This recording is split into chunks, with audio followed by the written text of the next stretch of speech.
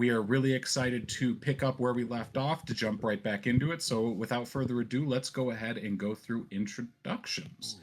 So with me, as always, we have playing the lovely Jade Fox. Hey everyone, it's Marina here playing the Jade Fox, your druid assassin, serving beauty, poison, and petals. Ooh. And we also have playing our wonderful Niko. Greetings, everyone. I'm Alex. I'm playing your jiggly, lovable plasmoid, Niko. I don't know why that just made me think of Jelly Jiggler from Bobobo. I'm not going to be able to unsee that now. And then, of course, playing our wonderful Tin Man. Howdy, howdy. Dayton here. We're going to be playing our Auto Gnome Gun Monk. Yeah. Let's shoot high. And, of course, last but not least, and with all of our announcements, we have playing Valen Yosei. Hey, how you guys doing? My name is Matthew Roberts. I'm playing Valen, the Astral elf, who's got a bit of a storied past, and we're going to be getting into that tonight, I think, as hard as I've been putting it off. I want to say a big shout out to all our partners out there, Adams Family Gaming, for providing all the great merch. Go check them out at Adams Family Gaming at etsy.com/Adams with a Z Family Game. Adams with a Z Family Gaming.com. Use DDC Live at checkout for Mythical Meats and get 15% off, and all our delicious snacks that we've been keeping around the table. Big shout out to D&D Adventure Club for sponsoring our Table of Tales show, which is going to be coming out very soon. And shout out to Only Games for supplying me with some exclusive minis to unbox, and I have like 4 saved up. I'm probably going to do a live unboxing of them here soon, so stand by. Thank you for all who've been watching some of these tutorials I've been putting together and putting on our YouTube and Instagram. Check them out. I'm going to be cranking out plenty of more, so be ready for all the tutorials. If you want a certain book to be broken down, let me know. I'll get to it. I promise. I like making them, and I like helping to grow the community and grow the presence of players learning how to play. So check them out. Go to our YouTube. Watch all our past episodes. Get caught Really quick, up. man. And check out. I don't mean to slow your roll. Yeah. But who also does our dice? Oh, that's right. I need to write these down. I'm going to. I say that every week. But Die Hard Dice. Big shout out to Die Hard Dice. They hooked us up with so many great dice over the last couple months, and I love them. Go check them out and show them support. Tell them the DDC sent you and Big Mash sent you. All right, I'm done with all this news. I could probably keep talking, but I know we want to get to the game here. So, Mark, Let's go. let us know. Right. So, with no further ado, previously on Echo of the Astral Sea. Departing the Bar Bastion, Tinman, Niko, and Valen head down the road towards Rowdie's recycling. The building is squat and repaired many times over. Acrid smoke billows from the building, and a series of giggles and guffaws sounds on the other side of a tall wooden fence. Niko leads, followed a few moments later by Valen and Tinman. Valen catches Niko's proverbial shoulder and raises his concerns that someone like Elo, a former man of war, might not like being looked at as a project, as something to fix. Niko, in his characteristic nonchalance, insists that he intends to help regardless, but takes Valen's concerns under consideration. Moments later, they enter a scrap shop and find it unmanned. Piles of assorted scrap litter the edges of the shop, leaving room for a few of the Rowdie's prized magical items, all claimed to be broken. Tin Man locks on to a firearm, shaped like a classic rifle except with a crystalline contact where the shell might be ejected. Valen took an item with a plaque called the Movable Rod. Niko set to categorizing the scrap piles and searching out useful items for his leg brace for Boladora Elo. A few moments later, Yori and Kazmar, the 2 eldest brothers and proprietors of Rowdie's Recycling, enter with uproarious laughter and commenting about how cesium, when exposed to oxygen, produces quite explosive results. They notice they have customers and fall right into customer assistance mode. Yori moves to assist Tinman and Valen in looking at the broken magical items and explains to them as follows. The first one is the movable rod. An immovable rod somehow damaged or some sort of beta test that only locks onto a single plane parallel to its orientation, restricting movement to the perpendicular plane but offering free movement on the parallel plane. The second, the the cape of crop dusting, a cape that billows gently despite there being no breeze or wind. Yori seems convinced that it's broken, seeing as despite moving as if there were a breeze, it doesn't displace one's flatulence, as one might assume. The third being the laser pointer rifle, a rifle with a crystalline contact that Yori spat on to produce a projectile that splashed against the far wall when fired. Tinman seems enamored with the weapon, while Valen asks after any Xerixian crafts. Yori searches through some gear before producing a silver dagger made of a single piece of metal, and with a symbol inlaid on the handguard, a black circle overlapping a white circle, as if in the early stages of eclipse. Yori drops that he got the dagger from the guy next door, someone named Liredan, who's apparently a Silver Liner superfan, and that he has the liner's own firearm, the Dove.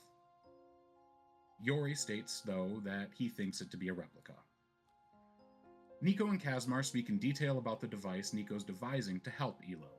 Kazmar offers some suggestions before he gets off topic, and Niko has to rein him back in.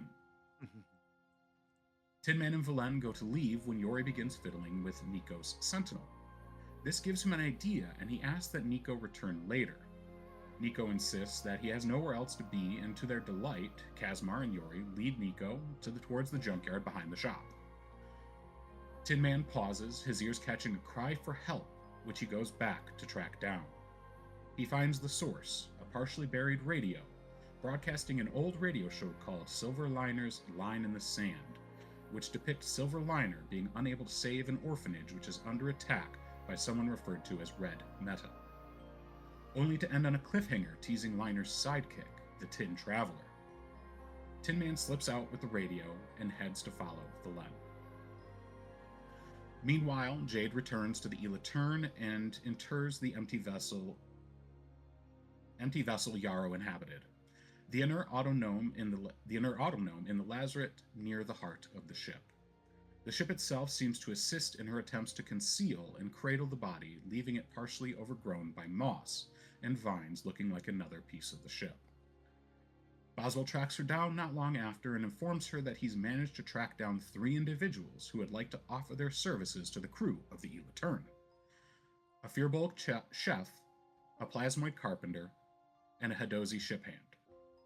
She sits right to work and begins by interviewing Landor, the Firbolg chef. He seems a warm sort, speaking in deep, slow tones, and perhaps too accommodating of those around him considering his size. He answers Jade's questions and explains that he's actually a student of the College of Culinary Pursuits and Alchemical Medicine, which tickled a distant memory of Jade's. And capable in a fight besides, relying on an imposing cast iron pan as his weapon. Lastly, he asks if there are any with cat allergies on board. This draws a concerning look from Jade and everyone else, who offloads the question to Boswell, who responds in the negative. Relieved, Landor produces a pudgy calico cat from a deep pocket and introduces them to Regano, short for Oregano. Yet unconvinced of his true value to the party, Jade suggests that he cook them a meal to see if he's worth his proverbial salt. She sends Boswell and Landor off with some extra money to see about procuring some fresher ingredients. Next was Garrett Linter, a cola-flavored, heavily experienced plasmoid who wears a tool belt made of his own matter. Him and Jade connect over a shared love of foliage and of their mutual respect for the Elatern. Excitedly, he rattles off different types of wood and the places they're from to help convince of his knowledge. The hardwoods from Timony, softwoods from Valdandi, the stonewoods from the lumber orchards near Borgond, and even the ancient walk-in treants of Verda. Jade gives Garrett a tour of the ship, where he continues to espouse his adoration for such a vessel, and even seems to recognize like a fine instrument, the Elatern speaks when handled right. Informing him that she'll need to speak with the others, but that he has a vote of yes from her, Jade offers Garrett some food to feed himself while they wait for the others to return. Lastly, Jade met with Griswold Wall Tabard, a Hadozi with a thick accent similar to Arnaut's, after whom she asks. Their conversation was rough and awkward at first, but the two saw in each other individuals deeply capable of their crafts. Griswold explained that she was a ship hand on one of the guard skiffs back in Brawl, the Galfor Act. And when the attack happened, she ended up on the wrong ship. She brushed aside Jade's apologies, insisting that she not apologize for something that was not her fault.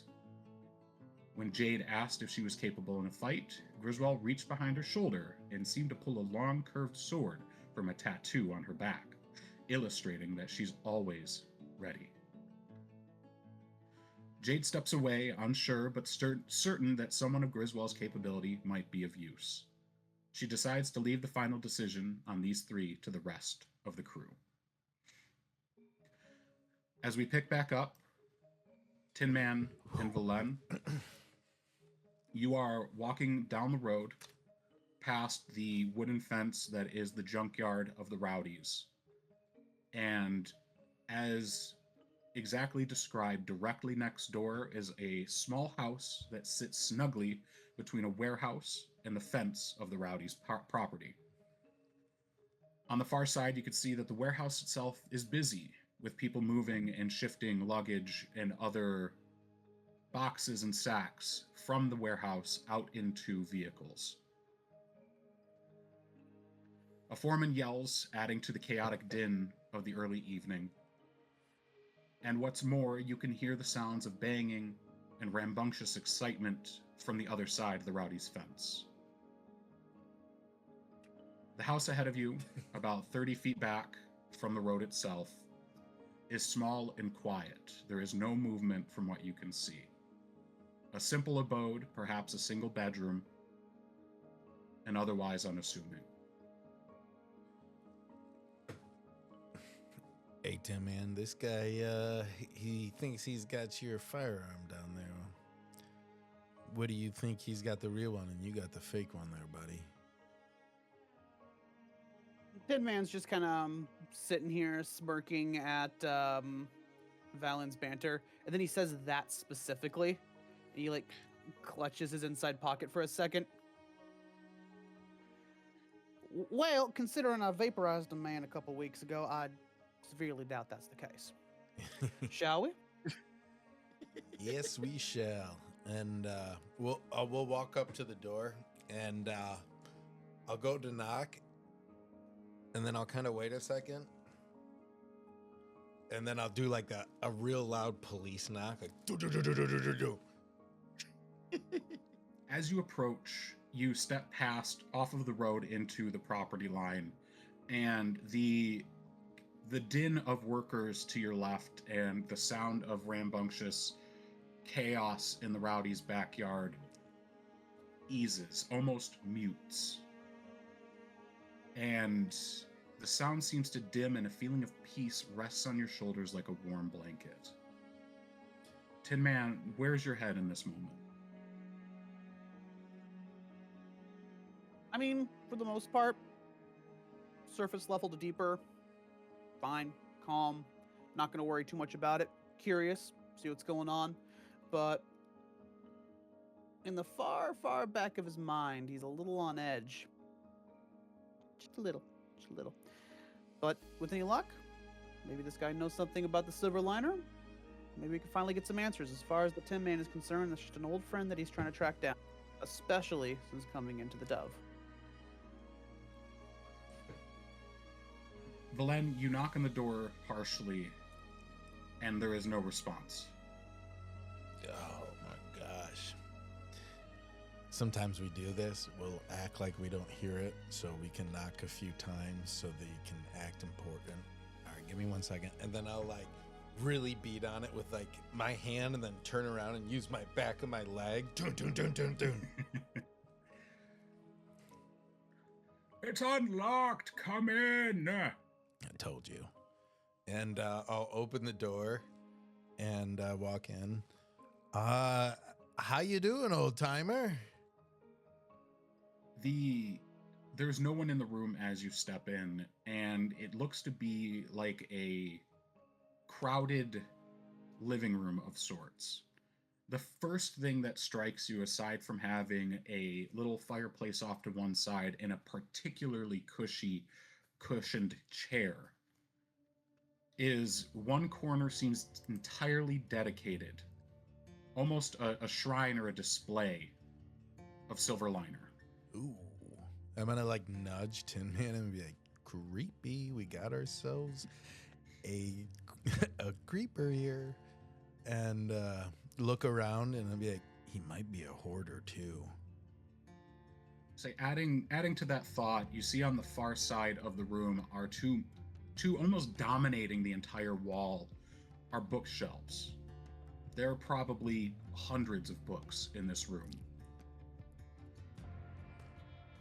An older fella, human by the looks of it, with a mess of brown hair that falls in front of his eyes, sort of stumbles out. He seems to be in just recently slept in clothes, though a full outfit. And he looks up and you see these glasses magnify his eyes. He's got light green eyes. It's hard to miss. What do you want? Well, we heard, and I'm gonna look down at Tinman. We heard there was a Silver Liner expert here that might want to share some stories, and I wouldn't mind speaking to the Xerixian who lives here as well. That doesn't appear to be you there.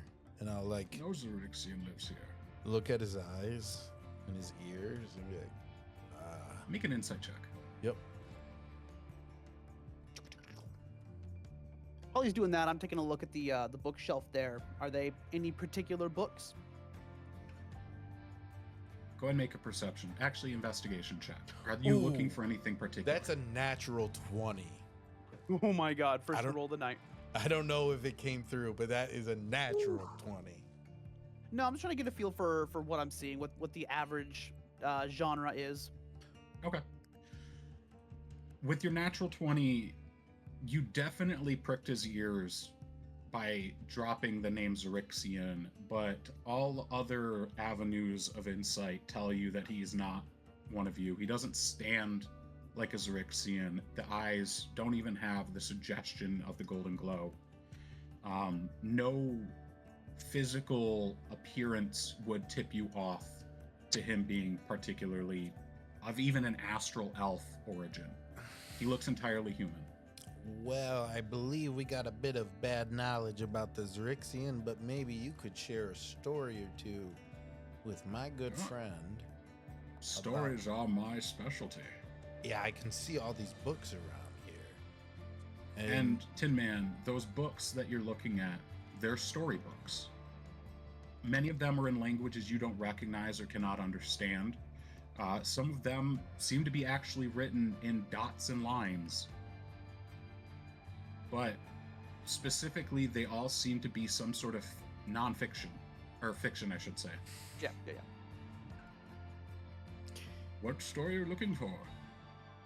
And I'll kind of like turn and look at Tin Man.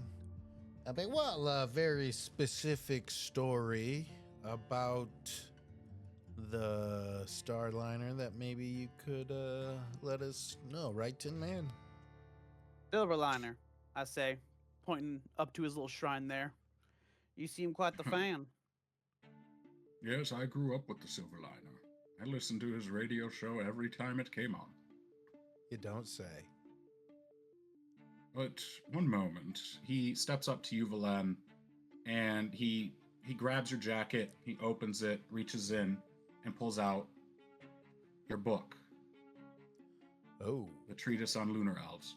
I thought I smelled something interesting. He lifts it up. There's no visible dust on it, and he brushes off a purple dust that glitters and falls to the ground, coated in stardust, no less. Do you understand what this is? I was actually gonna get to reading that real soon here. It's Ha! on the Good luck. it's on my top 3 books I'm gonna read soon. And how many books do you have? 2? 3 On on I me. see. On you. He flips it open. Ah, yes, the foreword. Have you ever heard of the story of Orion? Excuse me? Story of Orion. The first Lunari. Well, of course, but what do you know of him? Can I get like an Tell me. insight check on Valen Yeah, what are you trying to see? if he's bullshitting or not? Valen, you can make a deception check to counter it if you'd like. I know a bit of it, and I'm not gonna try to be deceive him. I'm a little bit confused and lost that he brought up my son's name.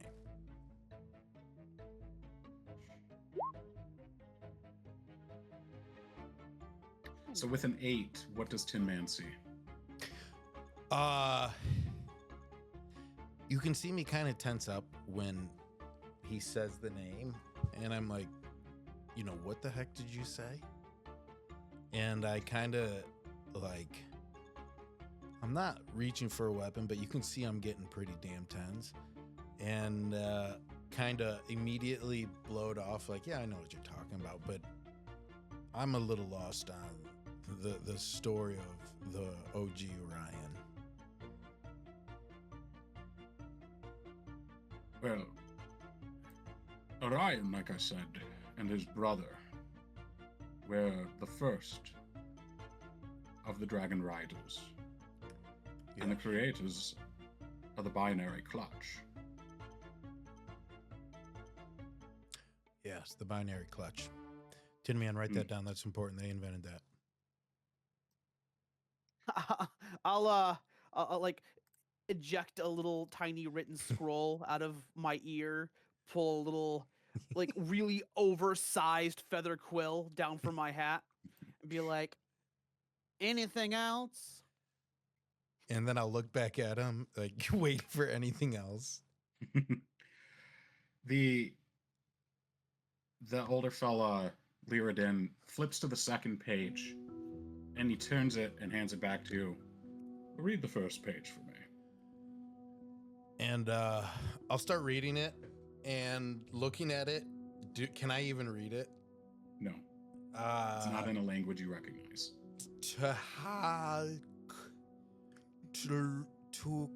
Orion was the first Astral elf. Right here it says it, Tin Man, and I'll kind of show it to him where it looks like it would say that. He was the first. Can I read the writing at all? You cannot. Okay. And then I'll like hand the book back to him and be like, and what else does it say? Well, this accounts the forward accounts for something of a creation myth, as it were. The splitting between the Xerexians and the Lunari. That's a very old story. We don't really even talk about that much anymore. And you wouldn't. Are you from Xerxes space? Of course. But you have the blood of Orion in you. He reaches forward and takes sort of handles a part of your pleated hair respectfully. Yes, the blood indeed. Well, of course I do. He's my son. Tin Man Yes. does actually start taking notes.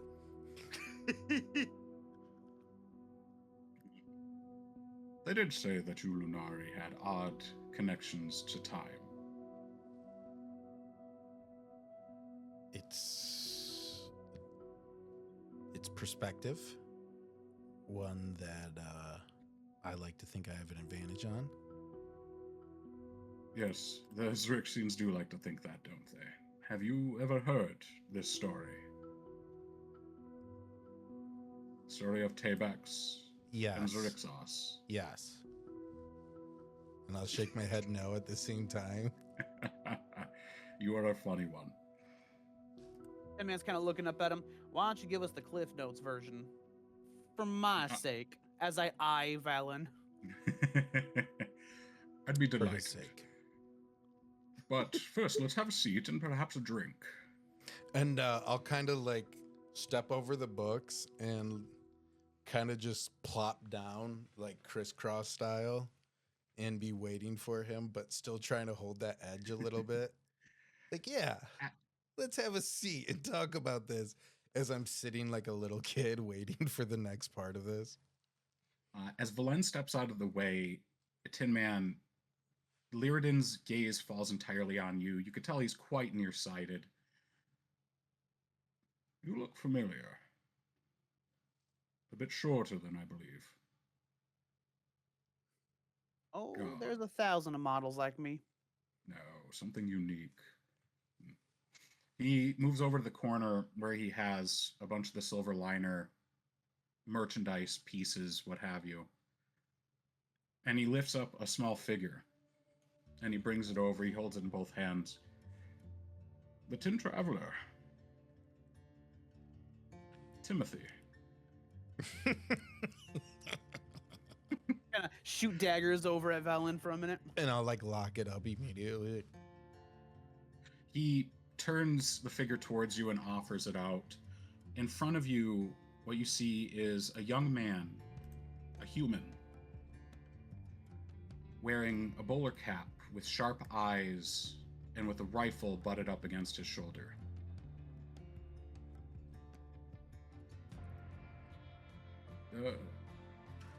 Whoever made you must have been a fan. You are the splitting image. I'll take the figure and just stare at it. I think you made him a little too tall there. And I would look at the figure and be like, and that's not the right color of his metal. Yes. I know. It's not him. That's what I was saying. Yes, I know. He reaches over and sort of puts a hand on your shoulder, Tin Man. Whoever made you was very intricate. He looks you over, and then he notices the telltale bulge of a firearm in your jacket. Well, what is this? And like with Valen, he goes to reach and pull your jacket out. Do you respond? Immediately, just immediately gripping the figure in one hand, pull back, firearm out. Which firearm? The dove. Ooh. That's exactly what I was reaching for. I had a feeling that you would have her here. Come with me a moment, Tin Man. Valen, you can see him very shakily putting the weapon away. Liredan does not seem at all concerned with the firearm that was in his face. And he turns and walks towards the corner where his knickknacks and doodads are set up. Nice. In one, you could see that arrayed, now missing one of the titular figures, are 3 specific figures, though 2 now. They're small in the same scale as the one you hold, and one of them is a slim man with a wide-brim black hat and a bushy mustache. An older human with a silver revolver on his hip in a classic fashion. Next to him is a woman. You cannot tell elf or human, but she wears sharp and fashionable gear, mostly in a crimson red. And most predominantly, she has a mask that depicts a demon. And the horns jut up in straight sword-like fashion, parting a bob cut-like hairstyle. And at her side, she carries a long, squared, if lightly curved blade. You recognize her from a recent memory. She had felled a large beast that was attacking the person whom you took on their perception.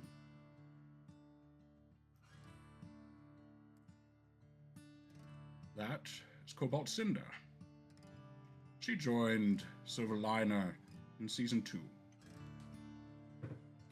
They wanted someone to set off Tinman's more serious nature, so they introduced someone far more serious. I meant Tin Traveler, not Tin Man. Freudian slip. He lifts a finger and points to a lunch pail. And depicted on said lunch pail is the scene of the young man with the sharp eyes, back to back with a dangerous woman, surrounded by faceless enemies. Her dark blue eyes glare at you from behind the mask as if she's looking at the person holding the lunchbox.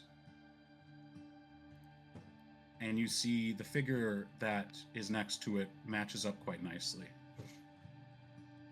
She was a controversial figure when I was younger.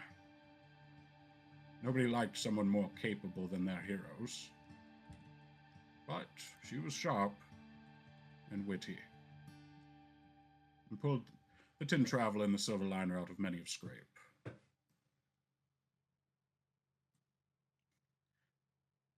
While he's pointing this out and talking about a specific episode, the last thing that really stands out catches your eye.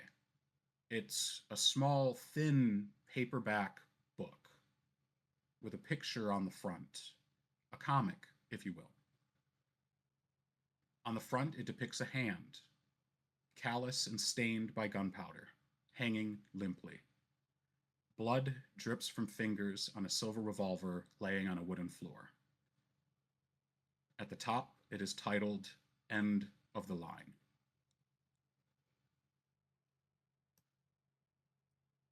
It was the last one they ever made. They killed him off in the last episode.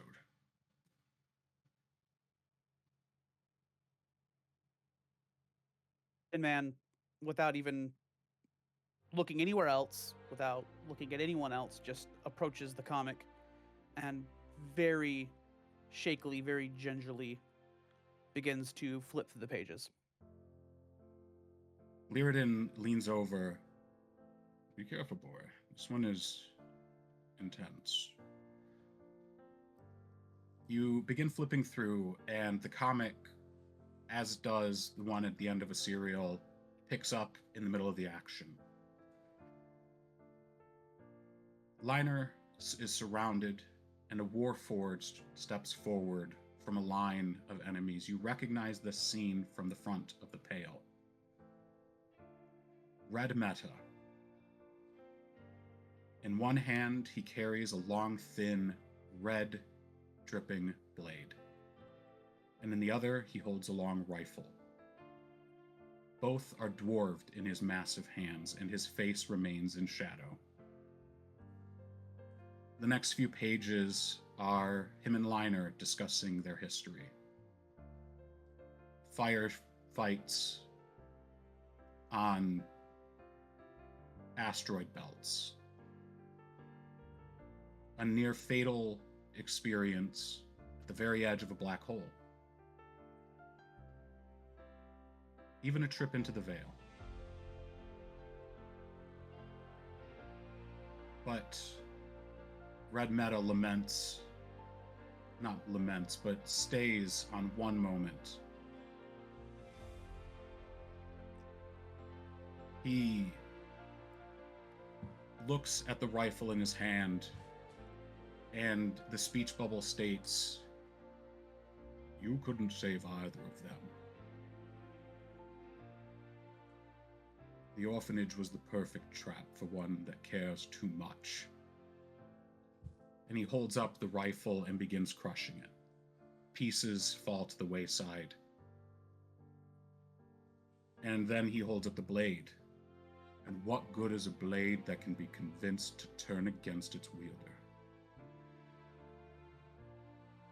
The blade vanishes in his hand and becomes red smoke that sits over his shoulder.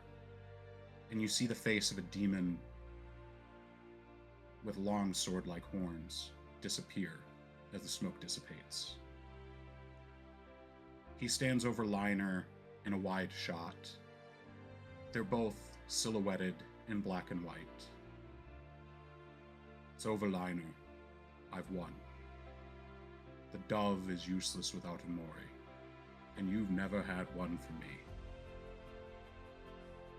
The next panel shows a close-up on Silver Liner. His scruffy face, now bloodied, bushy mustache twerked into a smirk. A full-page spread shows Liner lift the dove, as Red Meta throws the crushed rifle in his hand like a spear. The next page is in silhouette, again. The same spread, but a rifle juts like a thrown javelin out of the Liner's chest, impaled into the wall behind him. A small plume of smoke rises from the barrel of the dove. The next page, the same silhouette, except Red Meta's silhouette is no longer there, and Liner's arm is no longer raised.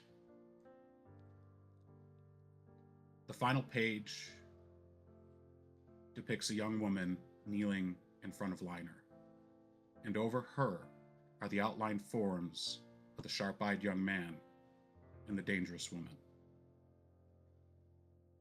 In the very last page, a red mist begins to overtake the damaged rifle. The end.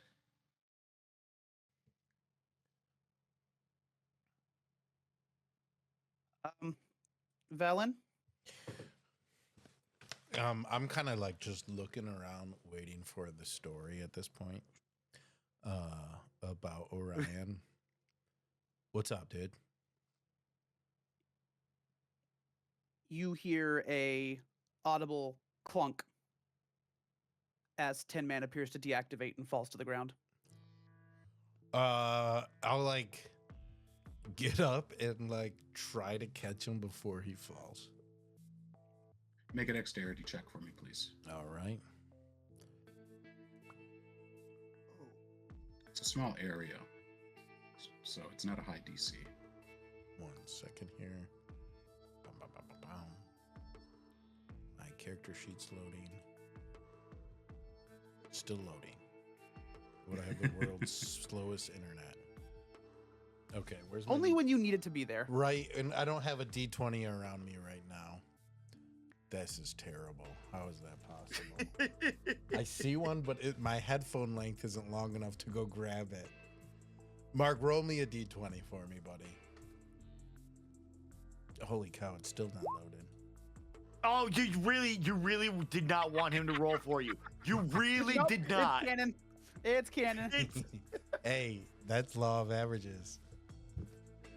You go to stand up and dive for him, but the carpet gives out under you and you fall on your stomach. Ah! That was me falling on my stomach.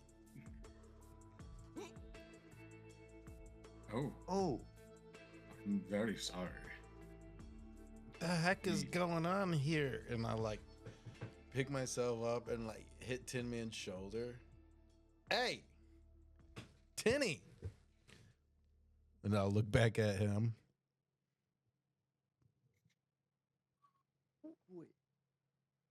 There's no response from Tin Man. All right, you got about 5 seconds to tell me what's going on here before I start blasting. Liredan looks up and lifts his hands. I did nothing. That's yet to be determined. And then, like, as I'm standing up, I'll like kick a Tin Man with my foot. Like, hey, get up here. I'm gonna need some backup. And like, as I start pulling out my laser pistol and getting ready, like, hey, get back against the wall. And I'm kicking him. Like, hey, get up. After a few kicks, you hear a whirring, as Tin Man kind of. Hello. Thank you for purchasing the newest model of Fapelbrand Industries Tin Traveler Unit. And I'll do that like, what? And I'll slowly turn it towards him. And Perhaps we should get him back to wherever he calls home. Do you have a ship or a place to stay? first of all, there's no we in here. I'll get him back. I just want to know what the heck was in that book. Hand it to me very slowly. He reaches over slowly, grabs the book, the comic, and hands it over to you. It's just a story. And I'll kind of like flip through it, seeing it's just a silly kid story, just kind of toss it over my shoulder, like not actually reading, knowing what it is, making sure it wasn't just like a magic item, right? That just Mimetic kill unit. yeah, right. And once I kind of flip through, I'm like, I don't, what the heck, right? And He dives to grab it before it hits the ground. You're a little Hey! jealous of how Hey! accurate. no quick moves here. You're in my home. I'll call the gods right now. I'll call him too. What happened to my buddy here? I don't know. And then Sir, I'll be you like, appear hey, distressed. May I offer subsistence or service? Yes. Front door. Out of it. Go through it now. Understood. Oh, I hate he agreed with me so easily. And I'm gonna kind of look around. If you have questions about the Lunari, please return. We have much to discuss. Yeah, I think we do. He But, holds your book back out to you. I like put it my laser pistol away, take the book, and be like, I don't think this is how I expected this to go, but I'll be talking to you soon, and I'll kind of remember where his house is at and stuff, so maybe I could write him later. Mhm. And I'm gonna kind of turn to Tin Man, like get on a knee, and like try to like slap him out of it. I'm like, hey, what's going on? And if he does the Tin Man, Tin Man, thing, make a wisdom save for me, please.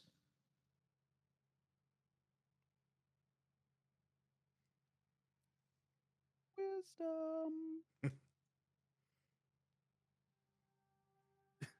11?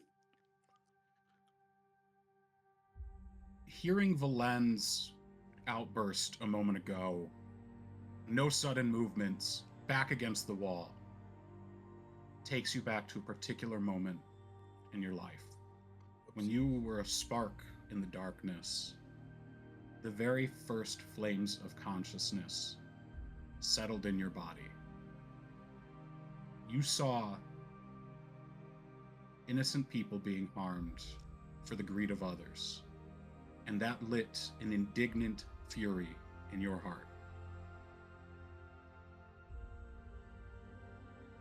It slips away back into the darkness. Your protocol takes over. I apologize, sir. Am I causing trouble for you? This unit can self-terminate if necessary. and I'll just like slap him so hard, like slap, wake out of it, and I'll hit him. Head goes around in circles. Ah!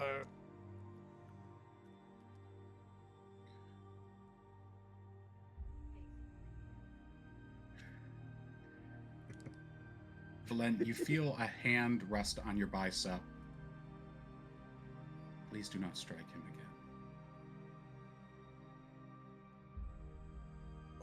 Okay.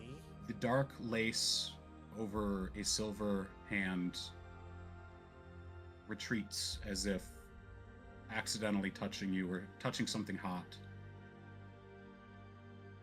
I have it. Do I see who it is? It's the dove. That's We need- what I'm a little worried about. We need somewhere private immediately. And then I'll kind of like look back at the guy with the wonky eyes and be like, I gotta get out of here, buddy. It was nice talking to you. And then Please come back. I'll like pick up Tin Man and be like, all right, yeah, I'll be back, and hit like the nastiest quick goodbye ever, and just hold him and head back to the Rowdie Bros, and I'm yelling, Right. Yeah. Niko, let's go. We got to get out of here, buddy. Niko, over the last 20 or so minutes, you are led back to the junkyard. Kazmar and Torty seem quite excited to be seem quite excited to be getting you back there. But the moment they open the door, there is a cannon pointed at you from a pile of junk in the middle of the junkyard. You see, as you look out from the doorway that you can, much like inside, there are piles of scrap. Some entire vehicles that do not work.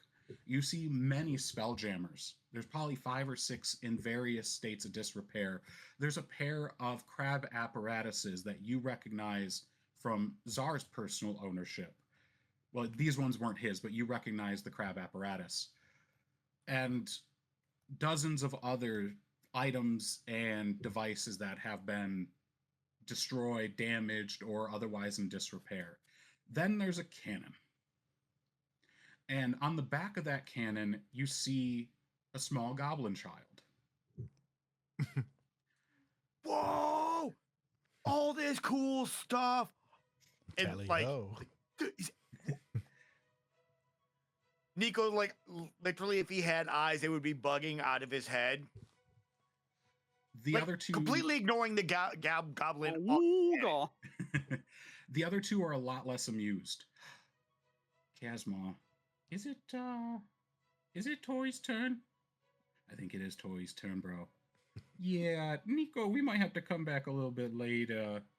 If we don't get out, she's gonna shoot us. Who?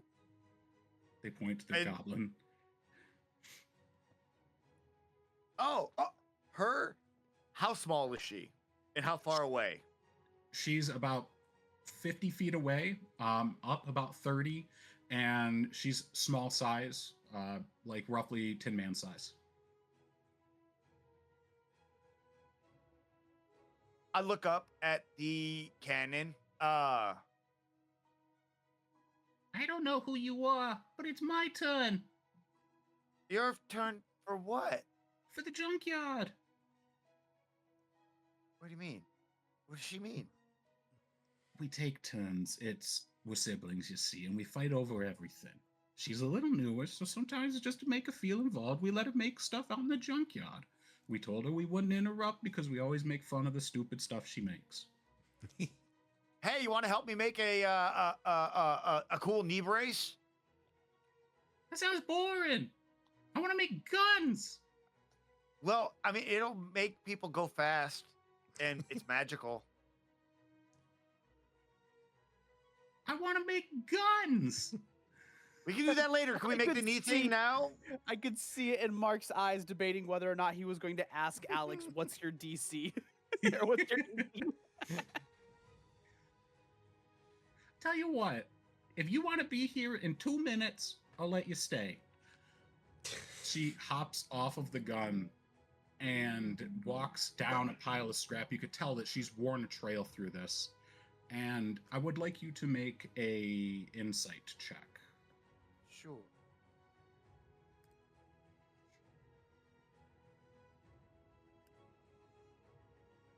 Let's hope Niko is. Oh, he's actually kind of good at this. And Not then today, though. Ooh, that's a big old natural 1. Yep. That's a 5.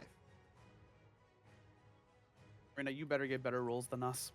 So I'm pretty certain that Valen ate the only nat 20.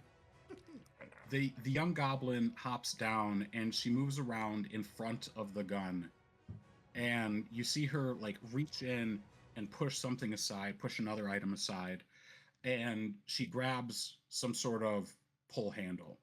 She gives it one pull, and you hear chugging. You hear a second pull, and then an engine turning over. And then a third, and the entire pile in the center of the junkyard begins to rumble. The gun levels out and presses against the ground, and another arm comes out made of chunks of metal, of rebar, and just thrown together metals, hinged together to make a gripping hand. And then an entire upper torso lifts forward. She stands behind it, and from the torso up, there is a giant, quite literally, size-wise, cobbled together machine behind her, looking like a humanoid for the most part. Now, if you don't move, if you don't leave, he's gonna punch you.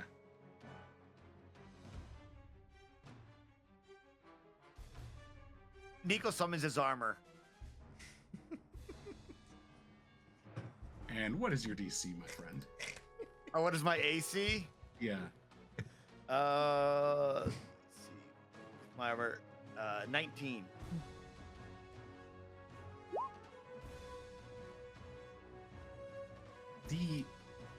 Your armor gets fully formed, and in this next second, the ground next to you erupts in dirt and dust. And you hear the shearing of metal and straining joints as the hand hits and then crumbles forward and breaks off at the wrist. Dang it! Shoot him! And so the other hand comes around and aims at you. It is about a foot from you. And it stops. Error. No ammunition. Okay. Looking at it, can I make an investigation roll to, like, structurally, where did it break? Yeah, absolutely. All right.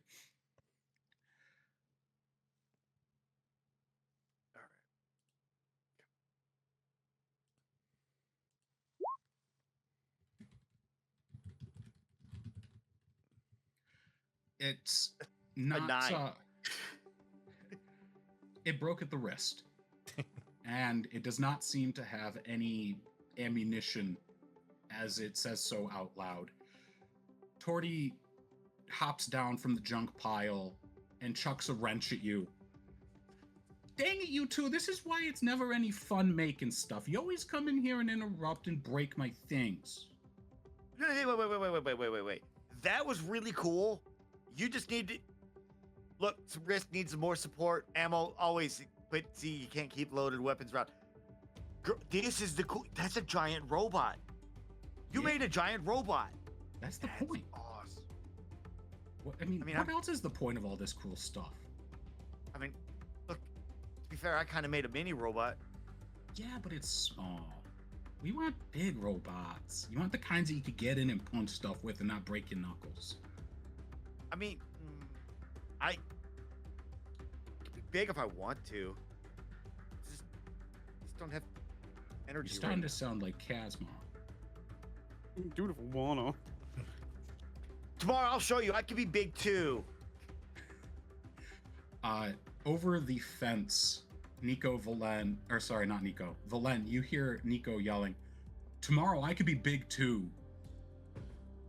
And as I hear him, I'm gonna like, what the heck? And I'll be like, Niko, we gotta go. And either he's coming with me or I'm running back to the boat or the ship without him.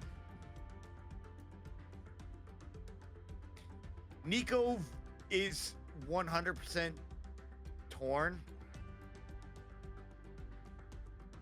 I'll meet you there. And I'll just keep running. The Yori and Kazmar step out from behind you where they were hiding. And you notice behind you now that an entire corner of their house is now in shreds. That could be a problem. Yeah. This is why we don't come out here when she's working. It gets her real upset. Listen, She's not the problem. Your house. Like, she broke the house. We should probably fix Yeah. that. she gets real. You know what? What? We need to fix this. You come back tomorrow, okay?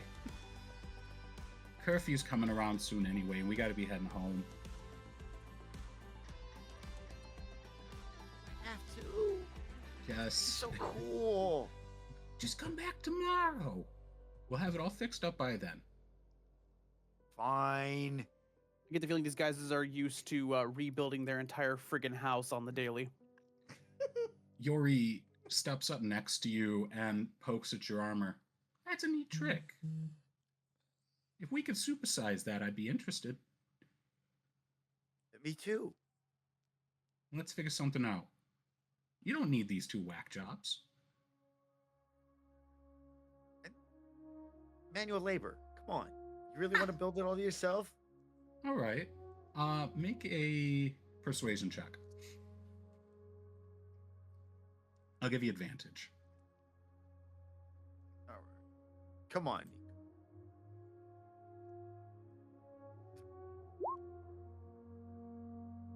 18. I'm an 18. Didn't Or an need 18. advantage. I tell you what. Once we get this all fixed up, come back after the second bell tomorrow and we'll talk, okay?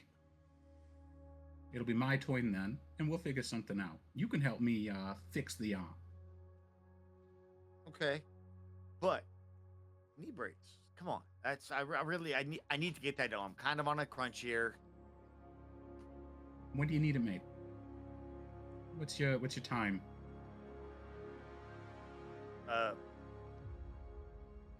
Now? No, I'm just kidding. No, look, to be honest, I don't know how long we're going to be here. We're leaving. I'd like to do it before we leave. So, if possible, if we can do it tomorrow, it's not a...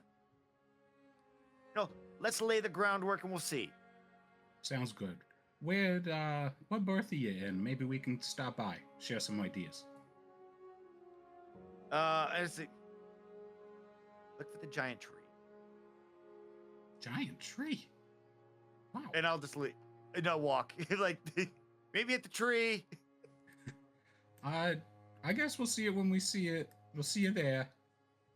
Not and if I see you first. What time do you guys open tomorrow? halfway through first bellow.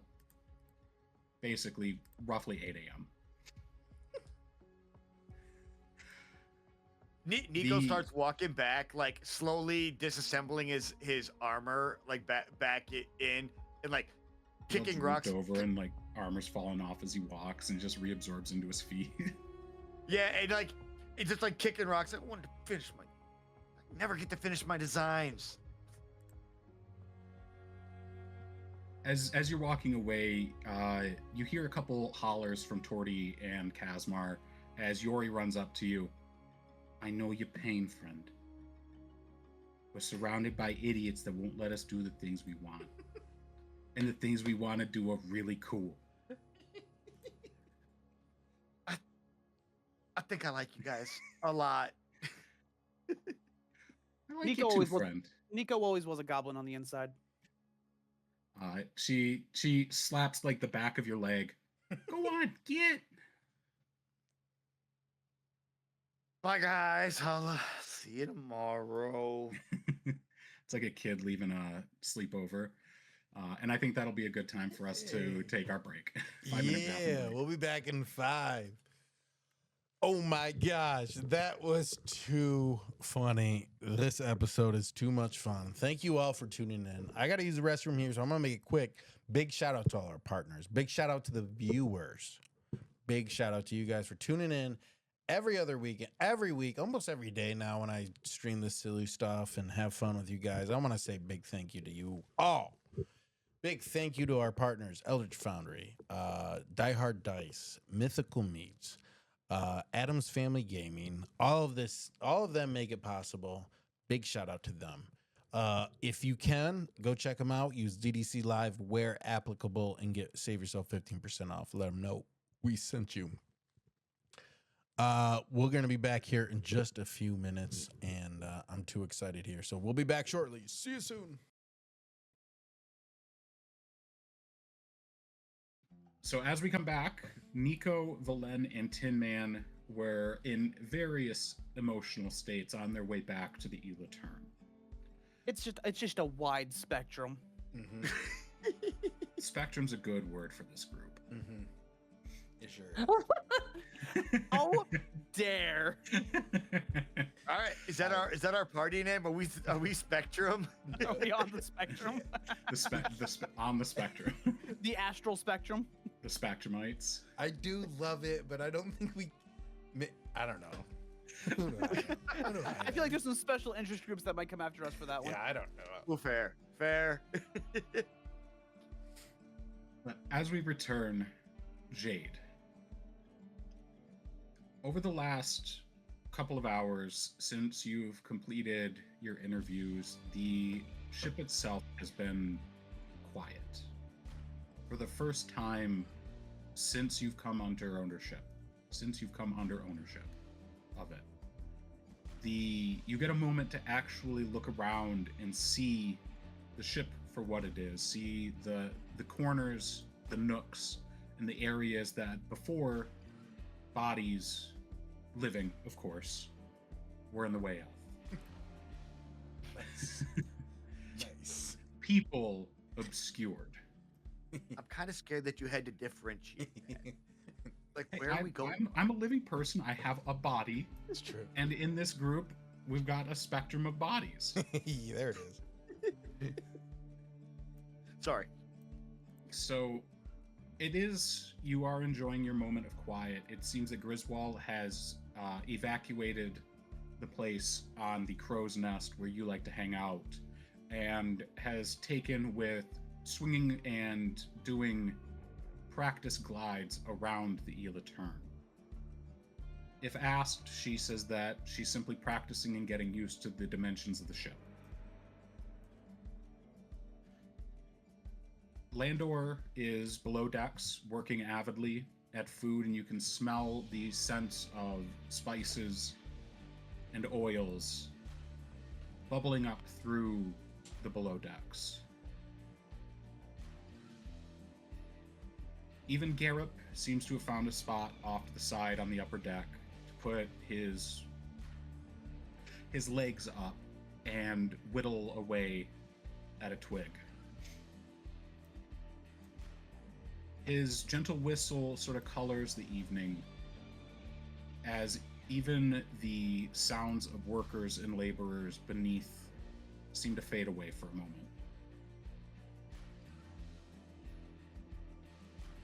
Until Boswell steps up. Lady Fox, how are you enjoying your downtime? My downtime? I don't really know much to do with the word, honestly. But I have been keeping myself busy. I'd be curious to know how. We are acquainted of the business perspective, but we know very little about each other. Well, I seldom reveal my secrets, but I've taken the liberty of just perusing the ship, planting a couple seeds. I consider it my insurance. Now, those are words I know something about insurance. After all, I am an insurance, am I not? Continue. What do you mean by that? I believe we both know what I mean, but I am insurance that we are able to leave here peacefully. And insurance that none of you or your crew are, as they say with Czar's group, caught red-handed. A smokescreen, if you will. Hand offered in courtesy while the knife hides behind the back. Is that how you put it? How colorful. Am I wrong? Well, it certainly does fit the illusion. Maybe we will settle with that for now. I've Yes. had other ideas, but I think that works. Yes, and my intention is not to argue the circumstances of my employment. I believe we've already come to an understanding. But instead to inform you that your investment into this insurance has borne fruit. I have a contact with the Zephyr Arterial Airways and can get, perhaps, our ship out of here the next time a convoy comes through. Foot in the door, if you will. Brilliant. But seeing as my employment with you is recent and brief, they do not take my word at how you or this crew is on the up and up, as it were. And so they would like to meet you personally. At least your captain and your bosun. And when will this meeting happen? Shortly after the third bellows tomorrow. Late afternoon for the terrestrial individual. That's quite enough time to prepare. I would imagine Landor would do very well in preparing a nice feast for them, make them warm and cozy if they came aboard the ship. Or are we arranging a place to meet them? They have arranged a place, quite interestingly, and this is why I thought to bring it to your attention post haste, at the Jennymead Manor. Can I roll history for that? The Jennymead Manor, you don't need to, as it is the Main tower. base. Yeah, it's one of the towers. Jennymead Tower, run by Cad Sipston, who is currently nowhere to be found. And this individual would like to meet us at his manor. And you don't know much of the gentleman, is that correct? We went to school. We know each other's names and we know each other's credentials. That is enough to cool put a with the foot in the guy. door. He's chill. Okay. Can you tell me a little bit more about him? Likes, dislikes, things that maybe we could use as leverage if things go wrong. Well, he is a particularly fan of the wine. It is something he shares with Cads. But overall, it's been a very long time since we've seen each other. Some 15 years at this point. Graduated. I was top of my class, if I do say so myself. But they were always on my coattails, and they always liked things a little quiet. So, I believe that they took up a residence in their job here in order to get away from the chaos of the inabout. They are smart and they are capable. And the fact that they are leading, as it were, the accountants of the Zephyr Arterial Airways here is of note.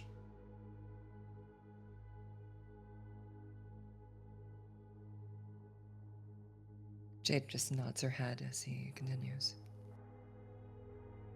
But I would like if we kept this cordial,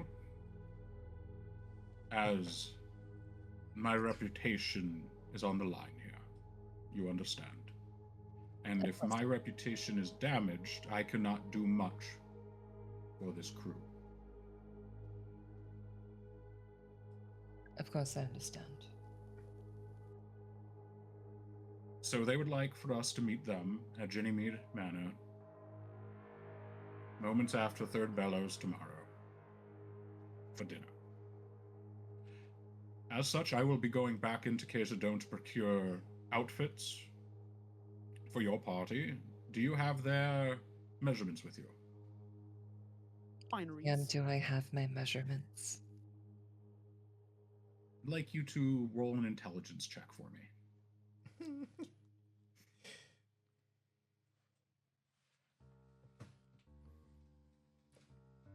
I hope we get all the wrong sizes. Valen's is like super tiny. Tinman's is like super big. We end up trading halfway through.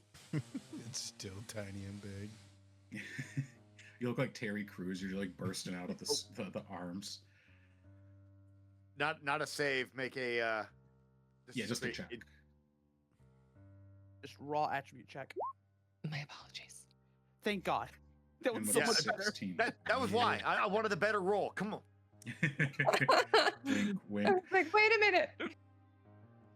As part of your training, being able to size someone up and know if a particular uniform or outfit would be a viable disguise, but also because you've spent plenty of time with Sadie and Magdalena's own love of Tailor Smith, as it were. You have an innate understanding, and just at a look, everyone's size is safe for Niko, as it is a little difficult to pin him down. Write that down. That's now canon. Your character can just someone's measurements. Jade's back lore is rich with tailoring, believe it or not. One day we'll go into that. Ooh. Well. If you'd be so kind as to write those down for me. In common, if you don't mind, I only also know Elvish and Infernal, so... You speak infernal. I guess the devils drive good deals. Ah, that's something we share in common, Boswell. That does not comfort me.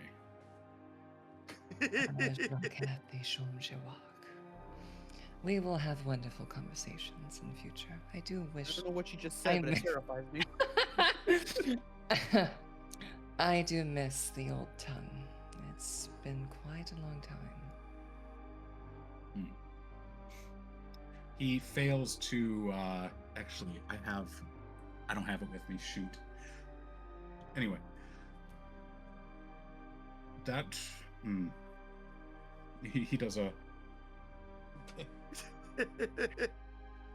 I may not be a religious man, however, I get the feeling that the demons that you run with are of a different sort than the ones that I spent time around. No offense, just an observation. Oh, there's no offense to demons. We don't... What's the word? Mind. We?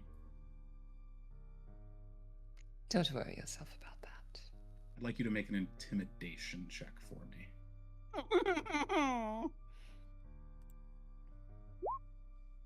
15.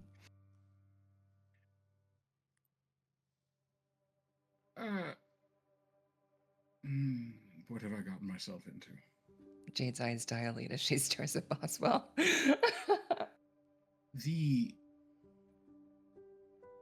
You barely clock this, Jade, as you're focused on Boswell, but Boswell sees the foliage of the ship shift behind you to shadow you more effectively, casting harsh shadows on your face and drawing attention to your eyes.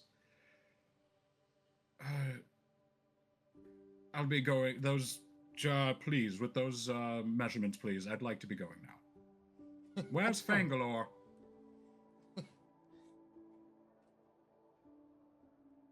Let him know there's a demon loose on his ship. Dude, why does the penguin know more than we do? Because the penguin spent more time with her. You've been fighting a metal giant, though. Yeah. Jade, we're here, like, sitting here- scrubbing the floors and putting flowers in vases. You guys are over there in the junkyard. Pillaging a Valen- junkyard with some goblins. Valen, about 15 feet down, as you are carrying Tin Man up the stairs and Niko's plodding around dejectedly behind you, you hear, "Where's Fangalore?" Who? Make way! Make way! Oh, thank God. And Thank the gods themselves. I'll pull Tin Man, kind of see them two standing there, and Jade with that a look in her eyes, and be like, "Make way! Tin Man, there's something wrong with him." And then I'll just set him upright on the deck, and then open my hands up. Hearing Valen say that there's something wrong with Tin Man, instantly snaps up. yes, and like instantly the tinkering tool comes out. It's like, all right, He's Why not? broken. All right. Just hold up. Wait a second. I don't know if he trusts you going into his brain like that. Do you consent? And I'll kind of look at him and see if he like is. oh, if you're, I've already been inside Tin Man. Remember wait. Just the wait, thingy? wait. Please don't. I don't need to know how you've been inside Tin Man. And I'll look at Tin Man to see if he's like sentient enough to like consent to us opening him up, or maybe this is Tin just Man, like, Tin Man shifts now. his head for a second, looks over to Niko. The service audit log has been blank for 999999999 days. If this unit has already been opened up by a non-Frapple brand approved service shop, then the warranty is already voided. In which case, turns to Niko, feel free. Yeah, I guess, Stars buddy. in his I eyes. can't argue with that. That's as good as a yes as you can get. And I'll like stand back and like, oh God, what horrors am I about to watch as I watch a plasmoid with his tinkering tool fingers start penetrating Tin Man's head. No, to be honest with you, it's like it's extremely, again, much like before when I turned the alarm off in Tin Man. Just open up like the back little port and like ever so slightly, like Valen, you've never seen somebody's work so delicately. It's almost like watching a master watchsmith work. And I'm like focusing on him, watching him, and like hoping he brings Tin Man back, but also getting ready to like put him in the closet if he doesn't, to, like, God at least darn.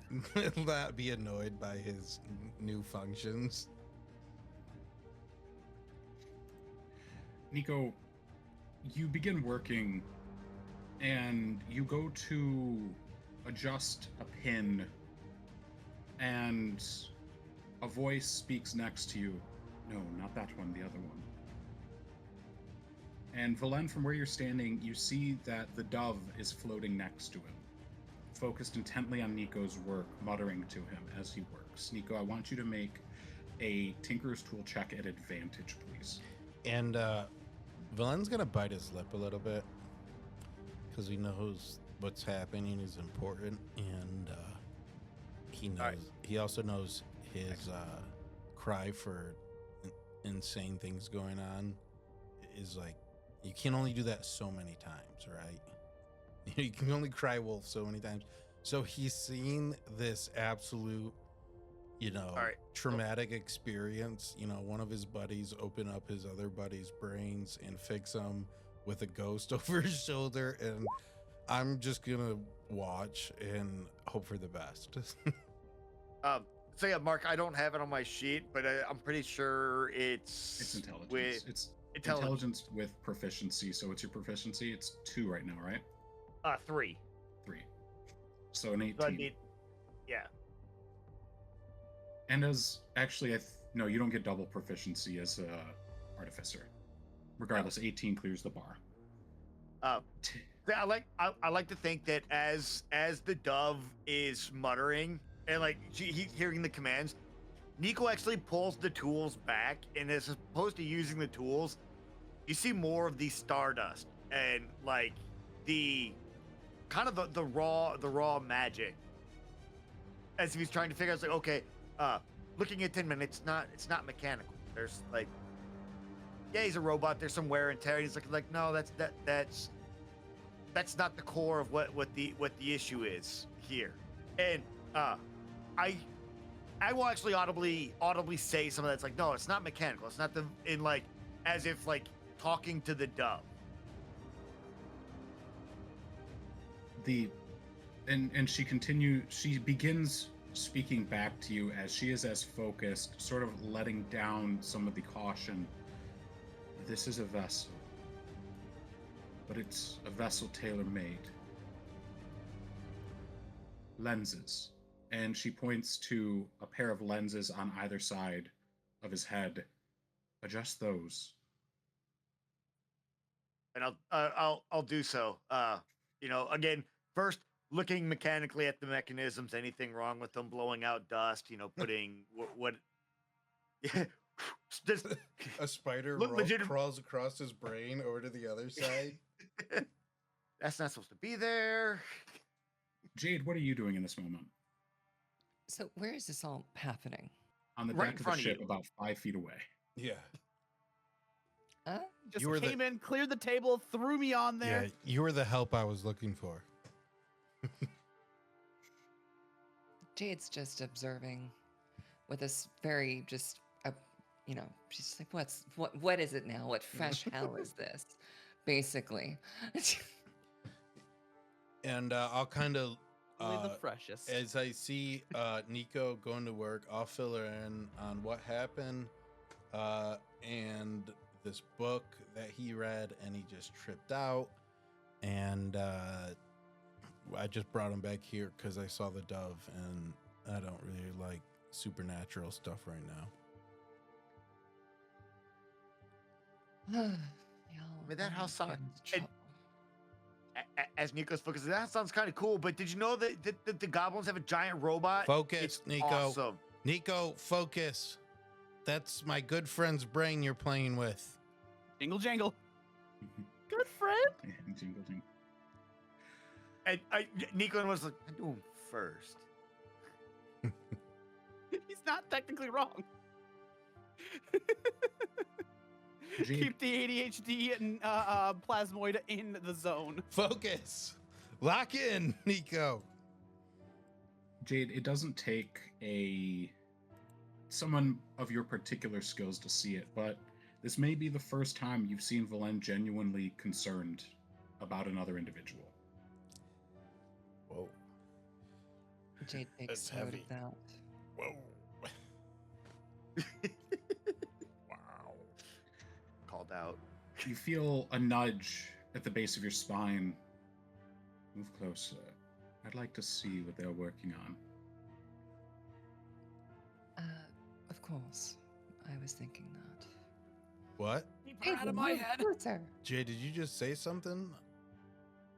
And I'll be Jade- like looking at her as I was trying to explain to her what happened.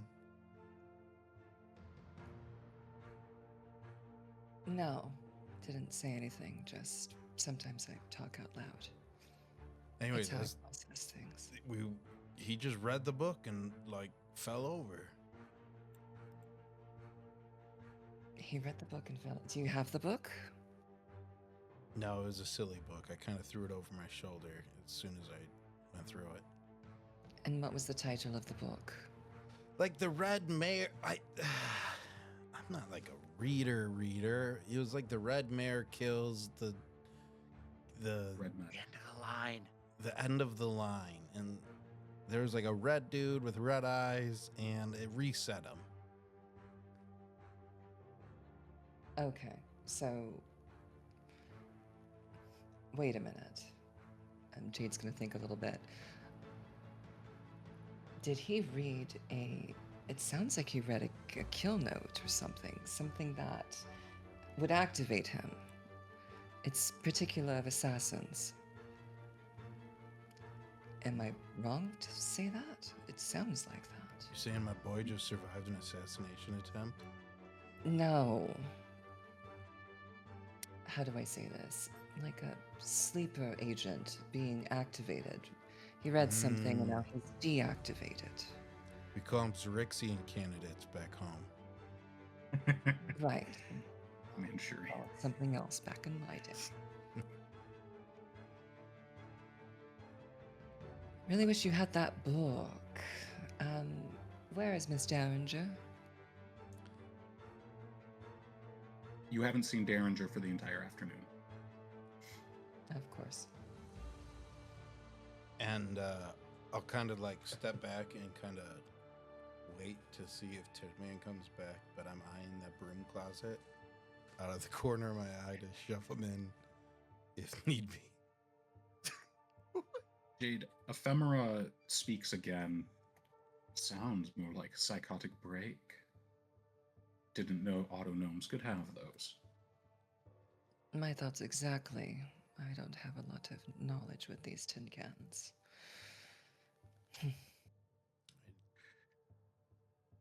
Tin Man, you sit in a void.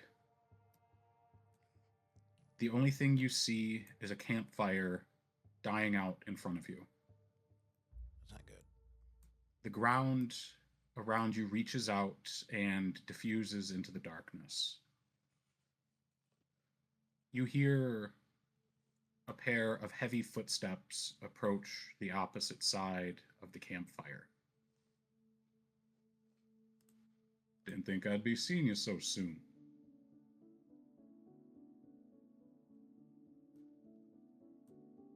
Do I recognize the voice? You see a pair of shiny black cowboy boots lit up. They go up about shin height. You do not see the rest of the individual. I figured not. But do I recognize the voice? Sounds a heck of a lot like Silver Liner.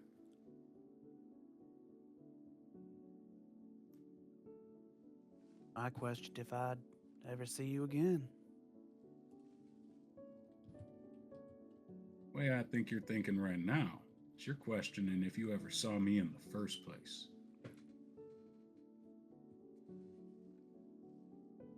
You ain't wrong. The figure leans down and picks up something off the ground, tosses it forward into the fire, showers spark, and it lights up a human face. A wide brim hat and a bushy mustache.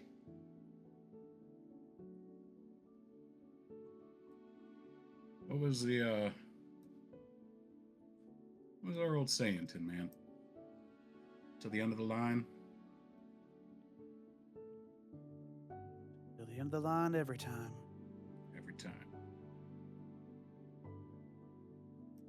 What are you doing here? You ain't at the end of your line. You got work to do.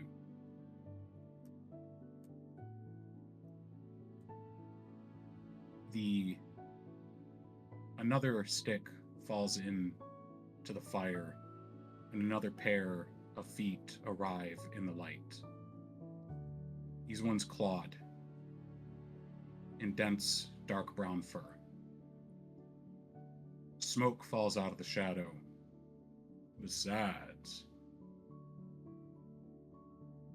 part of your soul still belongs to someone else. Thought you were here to make that right, Tin Man. A pair of burning orange eyes stare at you from the darkness, ivory teeth grinning. The sort of visual agitation shaking his head. How do I know there's even a line anymore?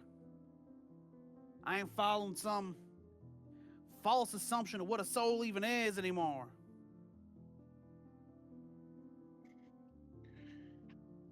Liner takes a deep breath and squats across the fire from you.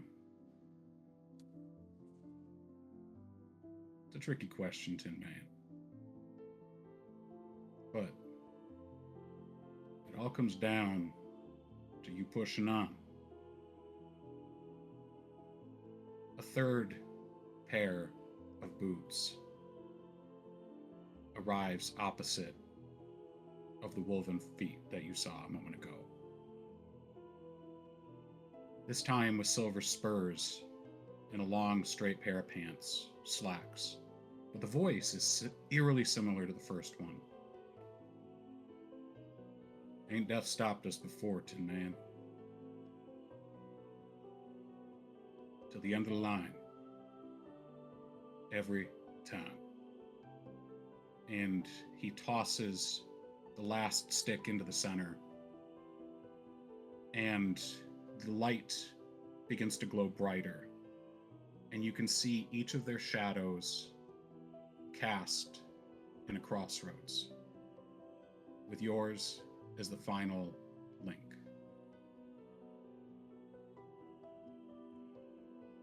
Whoa. You can suddenly see the stars in the dark sky above you. Billows, Silver Liner as a human, and then the Warforged that calls himself Silver Liner arrayed in front of you. You have a choice to pick, Tin Man.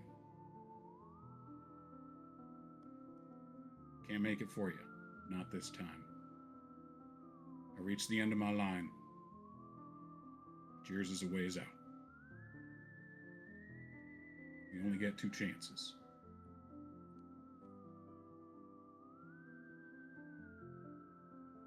And man will kind of lower his head a moment, staring at the fire, feeling the weight of the shadows crossing over him. Looks up one more time, the 3 different faces looking down at him. I suppose I still got work to do then. Gonna go ahead and stand up, dust himself off, fix his hat. Just remember, Tin Man, crossroads can be anywhere. It all starts right here. All 3 of them in tandem reach up and put a hand over their heart. The fire begins to spread to each of their feet in a cross shape, reaching for your own as well, but stopping short.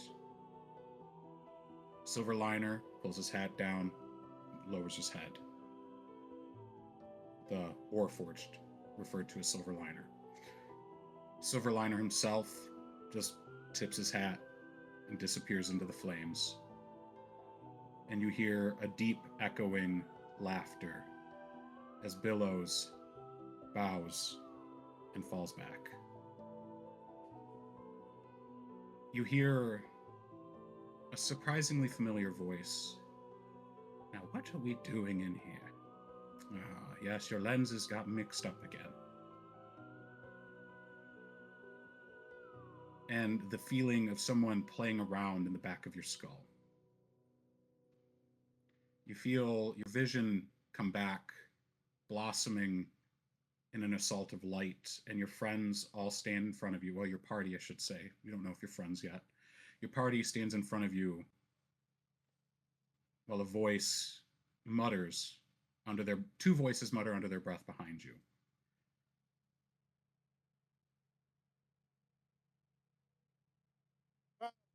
Doc, you messed me up pretty good there.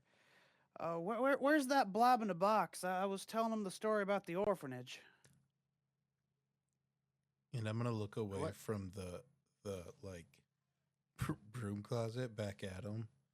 Oh my gosh, Timothy, my boy.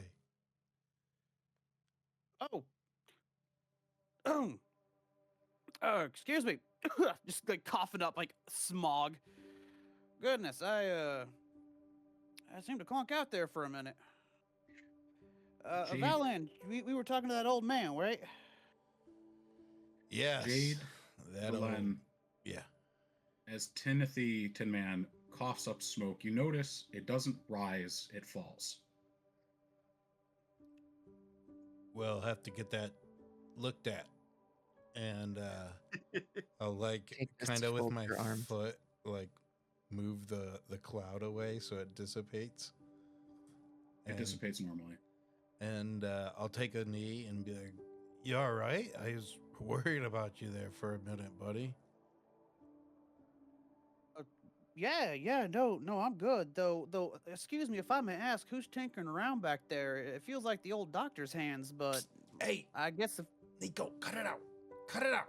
No, Get out of there. Niko's actually Niko's right in your face because like right about this time when with the lenses, he readjusted your lenses, 100% blowing into your eyes.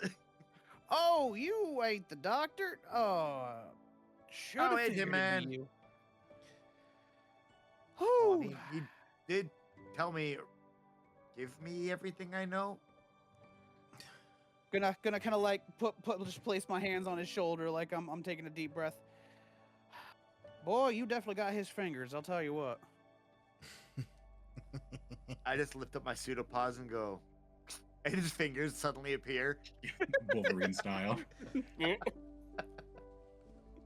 Just like really scrawny, bony.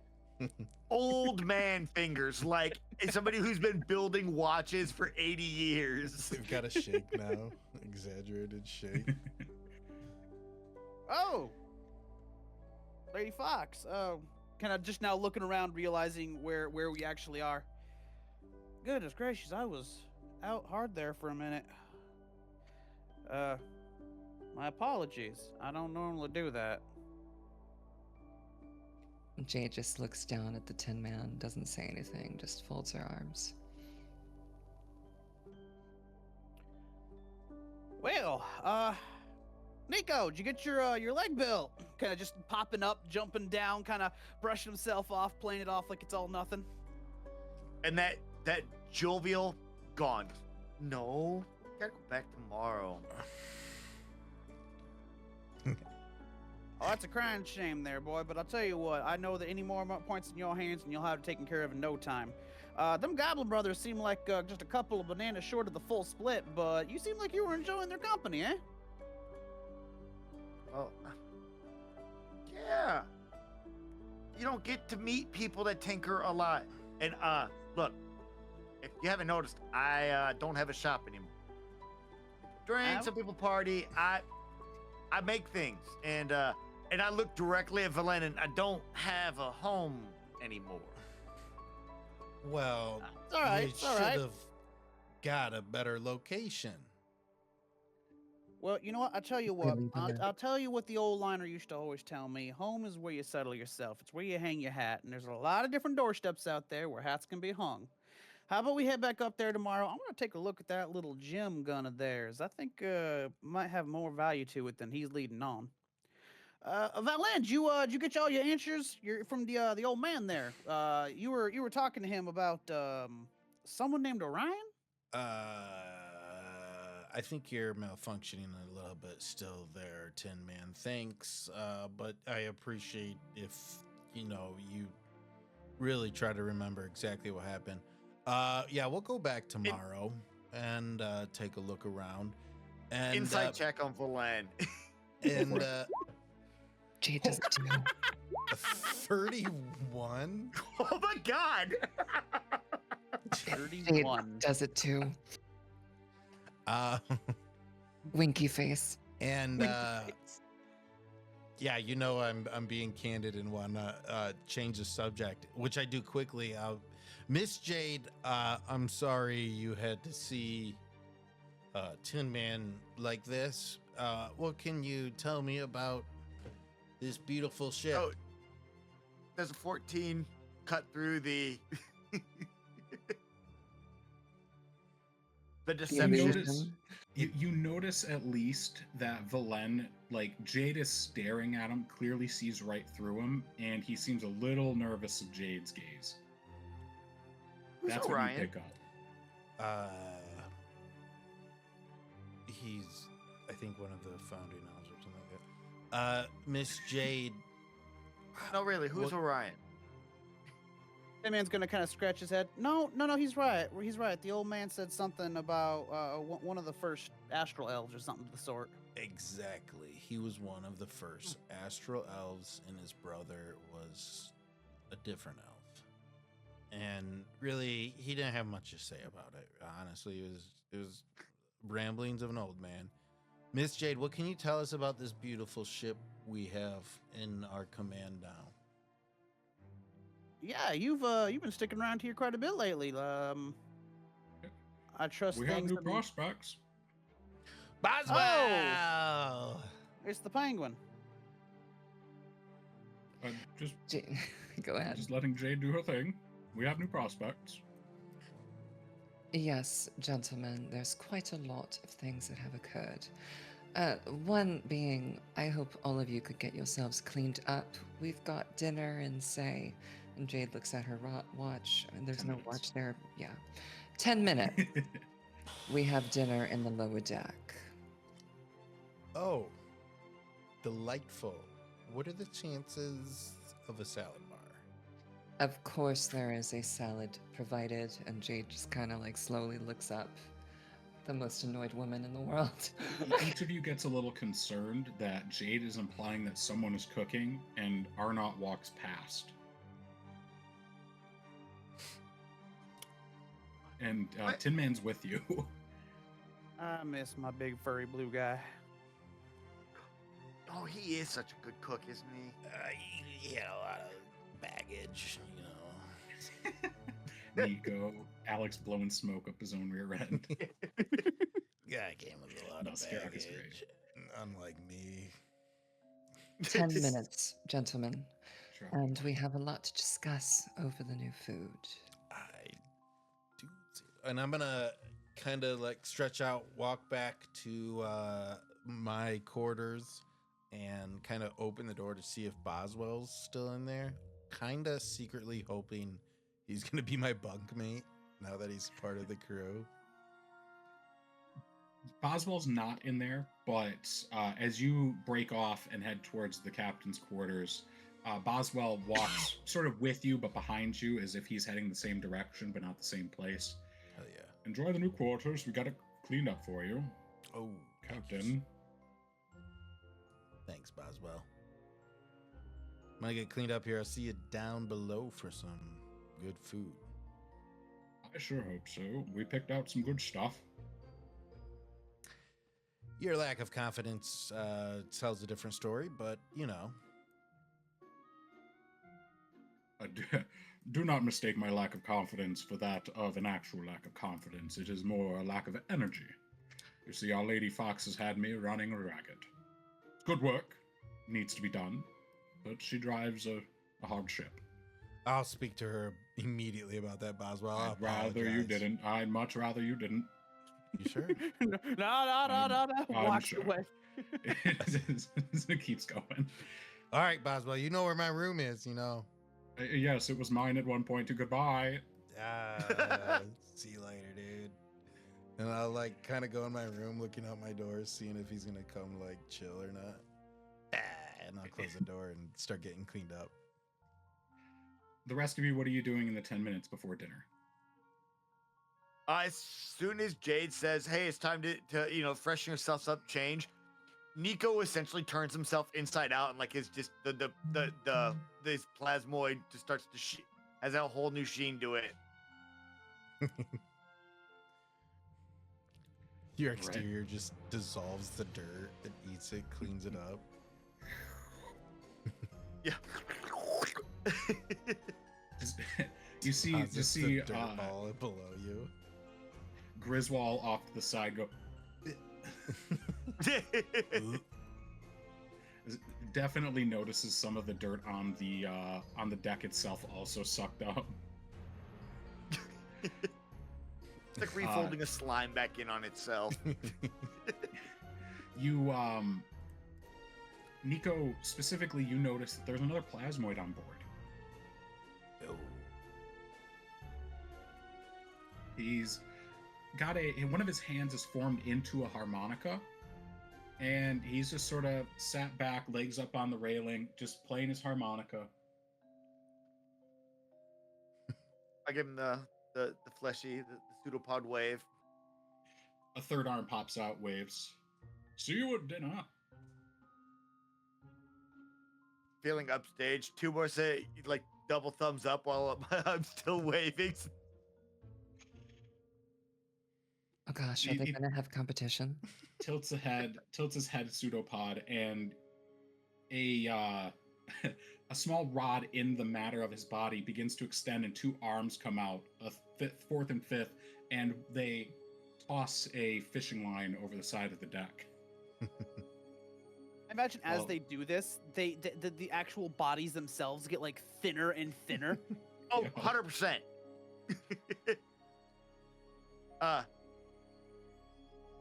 Niko kind of crosses his arms, like goes back to his normal humanoid form, and goes, "Niko, nice to meet you."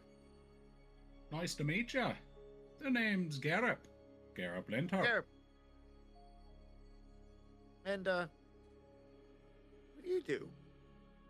Ah, I'm an arborist. carpenter by trade. Oh, He's like the Niko, but with wood. wait. Oh, that's right. So you make stuff with wood. With God. Okay. Precisely. Gonna be honest, I haven't seen a lot of trees. I've heard about them. Orvis used to talk about them. He looks at the one towering out of the ship behind you. Well, it's a prime example. If you've ever seen one tree, this is the one to see. If you've ever seen one tree, Niko this will is the one actually, to see. for the first time, actually look at the tree and go. Wow. Yeah, it is kind of nice. I hear that at the right times of the year, they start to fruit, if they're well taken care of. Feed a crew for a week. What? Okay. And it's legitimately blowing. It's like, It's true. A moment later, you hear someone ringing a bell.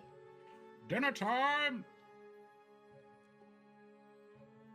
And as I'm leaving the quarters, I'm going to write off a quick message to the old man, the old kook, and let him know I'm going to be by tomorrow, and to not speak of anyone about Orion till I get there. You're going to use the Astral post. Yes. You lift the message, and you let it go, and it just falls to the ground in front of you. I'll pick it back up and like think about it like real hard, like, and then try to send Make it. make a wisdom save for me, please. Yes. Dude's about to get banned out of the postal system. Oh my god. my Full character- on aneurysm. character You want me to roll it for you? Okay, it came back. What do I Good, need not to on roll? something this important. Wisdom save. Wisdom save coming up. Oh, it just died out again. Likely story. Roll Wait a a sec. physical dice and show us. I gotta go walk. He can't. Okay, It's I can out of grab his- it. I can grab it. I can grab it. It's out of his head. No, I can't. set I'm gonna brain. pull out my ears. Mark, roll it for me. yes, famous last words. Ow! Oh, Oh, Bro. all right. a natural 20 on your advantage. Oh! You've been doing this a long time, so you know how to send something out. But out here, the matter, the fabric of the astral sea feels different, denser. And so it is much more a challenge to cast your mind out. Ooh. And as you picture Sure. the Liredan's house in your mind, you hold up the paper and you're there. You're in front of the house. Did you just mail yourself? Muscle memory has you drop the paper, and then a moment later you're standing back on the deck. Oh, I don't like that. I don't like that. And I feel a little like queasy as I realized how poorly that just went. And I'm going to pick up the paper without thinking about it and kind of just like set it on the desk and leave the room. The paper's not there. You're back on the deck. Oh, yeah. You dropped it in front of his door. Oh. Okay, I see. Yeah, as I like, whoa, that was a bit too personal. And I'll kind of leave the cabin kind of dressed up now, ready to go, and pretty hungry. So I'm kind of just looking to see if there's anyone else up on the main deck before I go down that I can kind of show up with. Tinman, I apologize. I skipped you. Were you doing anything in the 10 minutes ahead of dinner? Tinman is just jovial and giving people thumbs up and kind of waving hands at people as he passes by. And then the moment he gets to a hallway where it's just him, he is going to throw himself back against the wall and take a very deep, long exhalation. His entire body seems to like open up vents. There's like a sound of like a blowing air into a tin can, and then crumple back down for a moment. Just kind of like grab the dove and put it up over his shoulder. Girl, you got a lot to answer for. Later. Put it back down, and with a smile on his face, walk back out of the hallway. Sounds like me taking a break at work. Retail be like, I just need to go to the bathroom. The dove nods in the affirmative. There will be answers. Once I remember them too.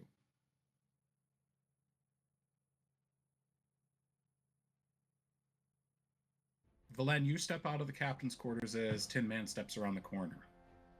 He Hey, seems newly guy. jovial. And I'm feeding off his jovial energy. It's good to have you back, big guy. As I look down on him, and kind of to the mess hall, huh? Be like, yeah, hey, kind of nuzzle up to him, kind of. I didn't do the advertisement, did I? No, okay, all right, fantastic. No, there's a broom closet right over there. I would have put you in if you did. So That, sir, is entirely fair, and would not be the first time I woke up in a broom closet. And we'll kind of like look around because we're still kind of new to this ship too. I don't think I've even really been under deck too much. No, you primarily stayed in one room and broke a lot of stuff in it. We got jokes tonight, huh, Tinman? Good job. And we'll make our way down and kind of just follow our noses, I guess. And it's easy to do. Niko and Jade, you're both up on the deck. What are you doing before dinner? Are you? I know you said you already sort of said what you were doing, but like, what are you doing now? I should say, as everyone's getting together for dinner. After the Inside Out scene, I completely like took off running down the deck with food. Let's go. And Jade? Jade is going to run over to Cannon Master Arnaut and rub shoulders with her while they walk down. And she'll ask, do you have a moment? I don't know a lot. Wrong language. Wrong accent. I don't know. You can tell she is 3 sheets to the wind right now. What is a moment? Define. I was hoping after dinner we could discuss something, if you had a free moment. By then I shall be sober, yes.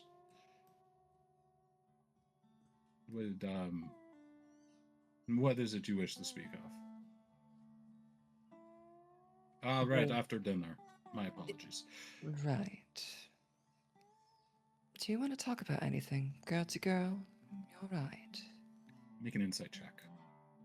Oh boy, I'm good at those. Gee, Yeah, another you are. 31. No. 26. Something is clearly bothering her, and the inebriation is recent. You would say within the last couple of hours. Her eyes look at you sideways for a moment. You've been an unlikely friend to me, Jade. And for that I am thankful. As friends are hard to come by and dwindling by the day. Our friend Tabard, she informs me that there are things amiss in Giffspace. She tells me that our queen has perished. And this breaks my heart. The heart of our nation, the heart of our peoples was our queen. If this news is to be true, Giffspace will never be the same again.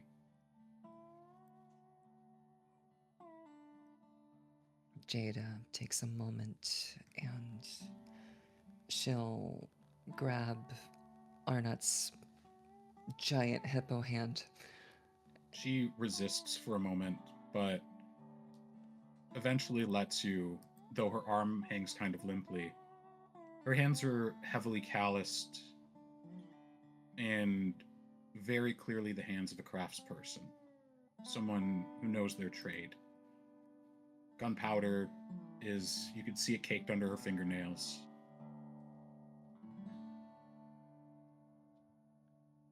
Jade slips. Can I roll a sleight of hand? I mean, I'm not really trying to hide anything, but I'd like to place something in her hand. Yeah.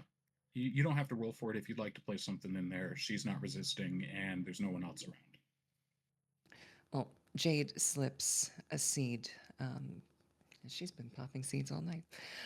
Slips a seed into her hand, and she holds, she'll kind of form a fist in her giant paw thing, and she'll say,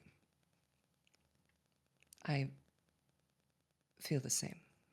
Friends are very rare and difficult to come across, especially with my line of work. I've always found that friends were more liabilities than actual any worth of meaning.